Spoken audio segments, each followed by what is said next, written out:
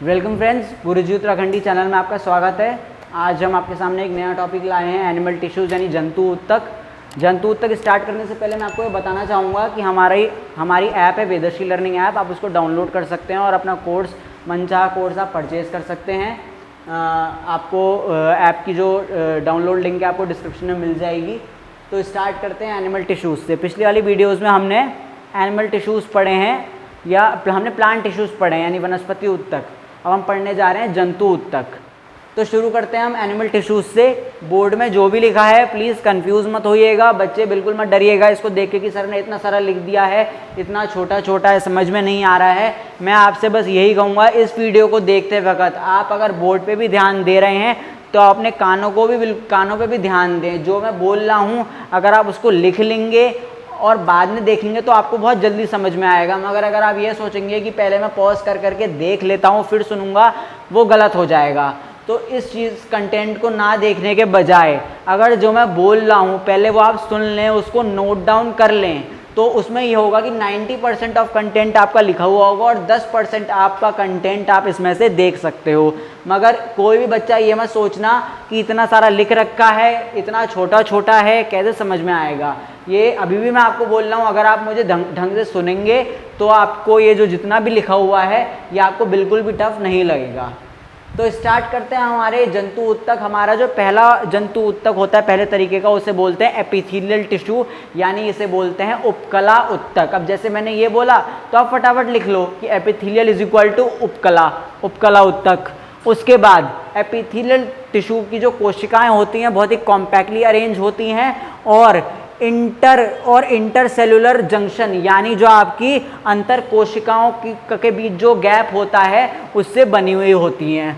उसके बाद जो इंटर सेलुलर स्पेसेस होते हैं यानी जो अंतर कोशिकाओं का स्थान होता है वो क्या होता है, बहुत ही संकीर्ण होता है, बहुत ही नैरो होता है। उसके अलावा जो आपकी रक्त वाहिकाएं होती हैं, जो आपकी ब्लड वेसल्स होती हैं, वो क्या होती हैं, एपिथेलियल टिश्यू में नहीं होती हैं, एब्सेंट होती हैं। उसके बाद एपिथेलियल टिश्यू हमारी किस चीज़ से रक्षा करता है? एपिथेलियल टिश्यू हमारी किसी भी यांत्रिक चोट से रक्षा करता है और वही कंकाल जो हमारा बनता है वो एपिथेलियल टिश्यू यानी उपकला उत्तक की वजह से ही बनता है। उसके बाद अब हमारे बहुत सारे एपिथेलियल टिश्यू आ जाते हैं अलग अलग तरीके के। पहला है हमारा सिंपल एपिथेलियम जिसे हम बोलते हैं सरल उपकला उत्तक। इसमें क्या होता है, आपकी सिंगल लेयर ऑफ सेल्स होती है। इसके अलावा ये हमारा अवशोषण में मदद करता है, सिक्रीशन में मदद करता है, डिफ्यूजन यानी आपका प्रसार में मदद करता है और जो मटेरियल्स का जो मूवमेंट होता है उसमें मदद करता है। अब सिंपल एपिथेलियम भी अलग अलग तरीके का होता है। पहला होता है स्क्वेमस एपिथेलियम। स्क्वेमस से हमें एक वर्ड मिला स्क्वायर। तो स्क्वायर का मतलब क्या होता है कि जो आपके सेल्स स्क्वायर की तरह दिखते हैं वो होते हैं आपके स्क्वेमस एपिथेलियम। ये आपके कहाँ पाए जाते हैं? जो आपके फेफड़ों में जो आपका गर्तिका होती है उसमें पाए जाते हैं, एल्वियोलाई में पाए जाते हैं, बोवेंस कैप्सूल में पाए जाते हैं। उसके आपके पेरिकार्डियल और जो पेट की गुहा की जो कैविटी होती है और जो हृदय की कैविटी होती है उसमें पाए जाते हैं। आपके प्रोटेक्शन में मदद करते हैं, मल त्याग यानी एक्सक्रीशन में मदद करते हैं और आपके गैस एक्सचेंज में भी मदद करते हैं। स्क्वेमस एपिथेलियम को हम पिंडदार उपकला भी बोलते हैं क्योंकि ये पिंड की तरह दिखते हैं। उसके बाद क्यूबॉइडल एपिथेलियम। क्यूबॉइडल एपिथेलियम हमारे अंडाशय में प्रेजेंट होता है, ओवरीज में प्रेजेंट होते हैं, किडनीज में प्रेजेंट होते हैं। आपके बीजदार ट्यूब्यूल्स जो होते हैं वृषण यानी टेस्टिस में उनमें पाए जाते हैं। आपके युग्मक निर्माण यानी गैमेट फॉर्मेशन में भी मदद करते हैं। उसके बाद कोलोमनर एपिथेलियम। कोलोमनर एपिथेलियम आपकी जो छोटी आंतें और बड़ी आंतें होती है वहाँ पे पाई जाती है। आपकी कोलोमनर एपिथेलियम को स्तंभ उपकला भी बोलते हैं। आपके पित्ताशय में भी कोलोमनर एपिथेलियम पाया जाता है और जितना भी सिक्रीशन, एब्जॉर्प्शन और प्रोटेक्शन का काम कौन करता है? कोलोमनर एपिथेलियम करता, सिलेटेड एपिथेलियम करता है। उसके बाद स्यूडो स्ट्रैटिफाइड एपिथेलियम यानी रोमक उपकला। इसमें स्यूडो का मतलब होता है फॉल्स, जैसा है वैसा दिखता नहीं है, तो इसमें यही होता है। इसमें जो आपका एपिथेलियम होता है वो होता तो सिंगल लेयर है, एक लेयर का बना होता है, मगर हमें ऐसा लगता है कि वो 2 लेयर का बना है यानी डबल लेयर का बना है। तो ये है हमारा स्यूडो स्ट्रैटिफाइड एपिथेलियम। उसके बाद ये तो था हमारा सिंपल एपिथेलियम यानी सरल उपकला। अब सरल उपकला के बाद एक आता है हमारा कंपाउंड एपिथेलियम जिसको हम बोलते हैं यौगिक उपकला। यौगिक उपकला हमारा एक से ज़्यादा लेयर का बनता है, स्ट्रैटिफाइड और ये भी आपके 3 तरीके के होते हैं।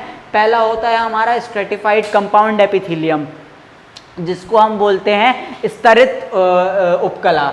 ये आपके क्यूबॉइडल भी होते हैं, कोलॉमनर भी होते हैं और सिलिएटेड भी होते हैं। सिलिएटेड का मतलब क्या होता है कि इनमें कहीं ना कहीं पे एक थ्रेड लाइक स्ट्रक्चर, जिसे हम सीलिया बोलते हैं, वो मौजूद होती है। उसके बाद ट्रांजिशनल कंपाउंड एपिथेलियम यानी संक्रमणकालीन कंपाउंड एपिथेलियम, ये आपके बेस में प्रेजेंट होते हैं, क्यूबॉइडल होते हैं। ग्लैंडुलर यानी ग्रंथियां, इनसे आप अनुमान लगा सकते हो कि जितनी भी ग्रंथियां हैं वहाँ पे आपके कौन सी एपिथेलियम पाई जाएगी, ग्लैंडुलर एपिथेलियम पाई जाएगी। ये था हमारा एपिथेलियल टिश्यू के बारे में पूरा, जिसमें हमने सरल, आपका यौगिक, उसमें कौन कौन से आपके अलग अलग तरीके के होते हैं, स्क्वैमस, क्यूबॉइडल, कोलॉमनर, ये सब हमने पढ़ लिया। इसको आप रोक के अगर आप सुनेंगे तो आपको बहुत जल्दी समझ में आएगा। ये जल्दबाजी मत करिएगा कि ठीक है पहले मैं पूरा सुन लेता हूँ बाद में देख के कॉपी कर लूँगा। आप दोनों काम एक साथ करिए, सुनते भी रहिए और हाथ चलाते भी रहिए। ये हो गए हमारे एपिथेलियल टिश्यू। उसके बाद अब हम आते हैं हमारे कनेक्टिव टिश्यू। कनेक्टिव टिश्यू को हम क्या बोलते हैं, संयोजी उत्तक भी बोलते हैं।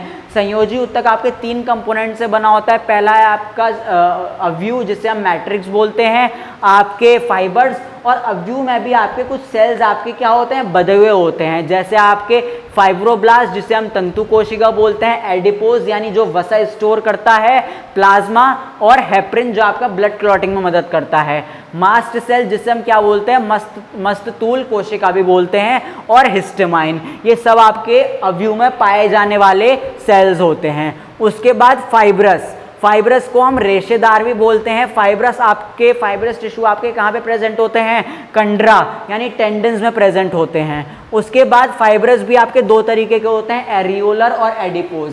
एरियोलर आपके स्किन के नीचे पाए जाते हैं, जिसे हम क्या बोलते हैं, घेरेदार भी बोलते हैं। इसका जो मैट्रिक्स, इसका जो अव्यूह बनता है वो किसका बनता है, ग्लाइकोप्रोटीन्स का बनता है।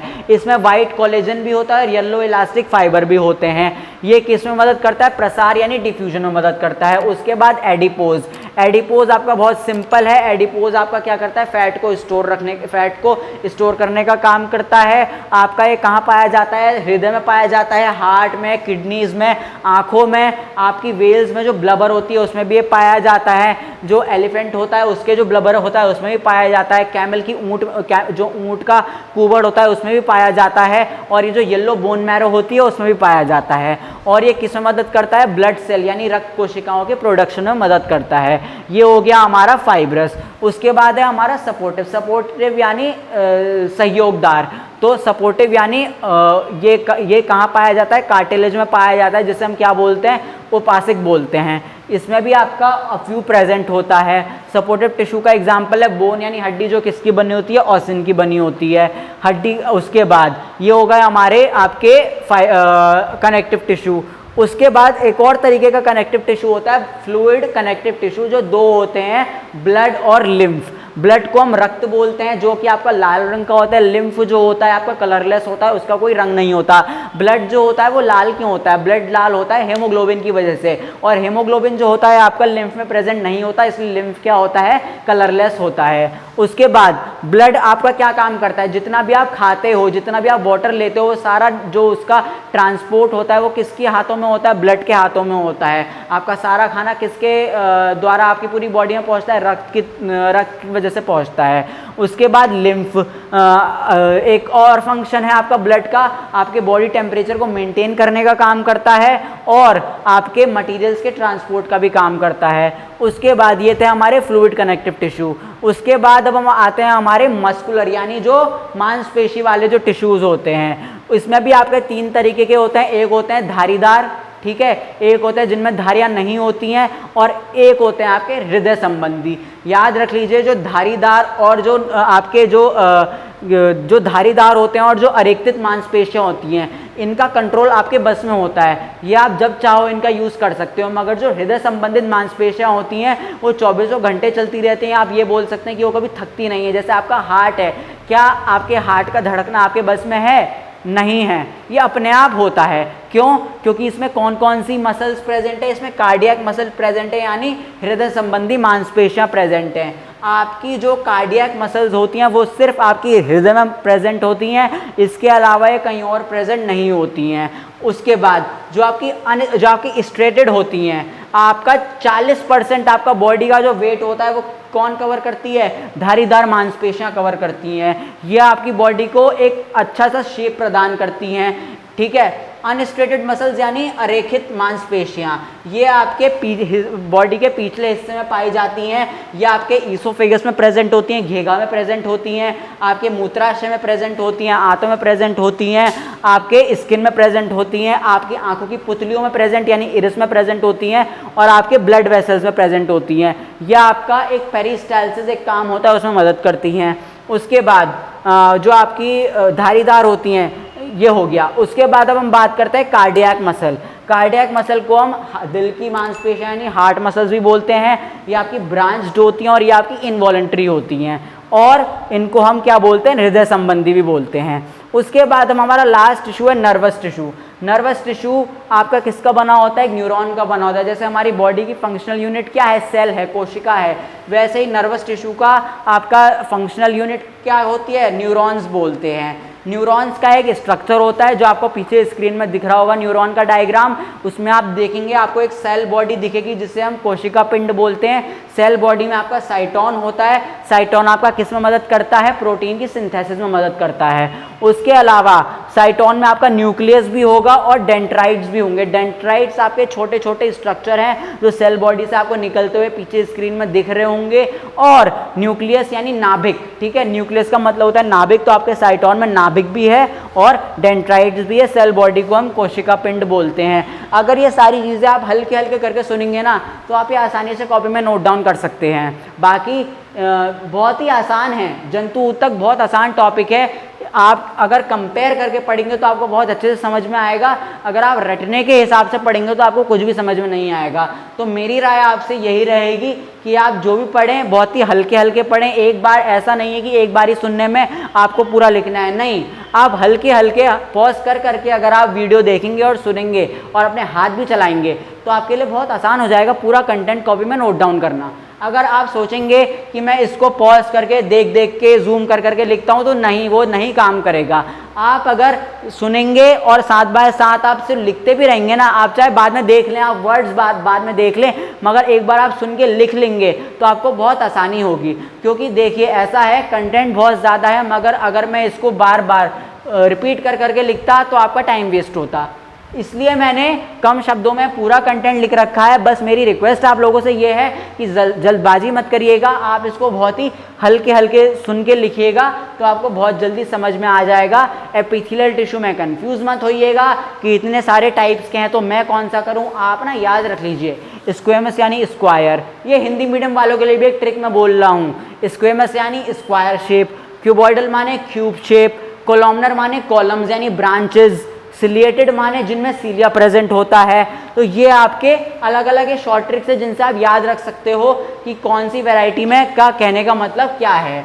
उसके बाद सेम इसमें एडिपोज जहाँ पे आ जाता है, एडिपोज यानी वसा स्टोर करने का। तो जहाँ पे एडिपोज आ जाता है तो वहाँ पे आपको यही लिखना है हर समय कि ये क्या करता है, वसा को स्टोर करने का काम करता है। आपको बस लोकेशन याद रखनी है कि एडिपोज टिश्यू कहाँ पे होता है। आपके हृदय में होता है, किडनी में होता है, आंखों में होता है, बड़ी आंतों में होता है, छोटी आंतों में होता है, हर होता ही है। आपके ऊँट के कुबड़ में पाया जाता है, वेल्स के ब्लबर में पाया जाता है, आपके बोन मैरो में पाया जाता है, ब्लड सेल्स की प्रोडक्शन में मदद करता है।